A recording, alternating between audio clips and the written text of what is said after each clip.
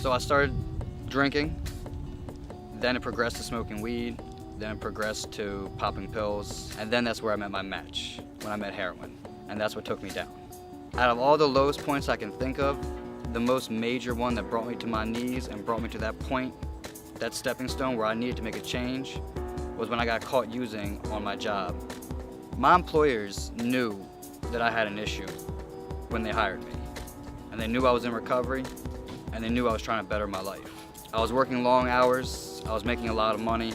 Eventually came a point where I thought I had this, and I didn't have to do the meetings, I didn't have to call my sponsor anymore. I started focusing on making money and nothing else. And then one day I forgot where I came from, and I thought I could have one drink, and it didn't end at one drink.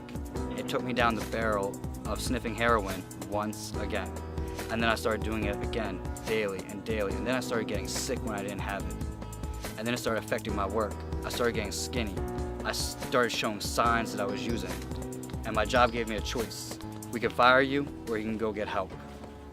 At one of the lowest points, they took me in the back office. I cried as they degraded me. I cried as they put me down. And it was that day that I chose to make a change, and I went into detox, which then later on led to HRC. And it's when at HRC, that was the defining moment that started the change in my life.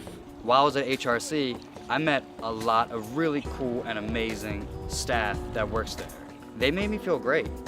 I didn't have a bad thing to say about anybody. They were very polite, they were very sweet, and they were very welcoming and open to helping me achieve what I want to achieve. And what I want to achieve is to live a life beyond just not using.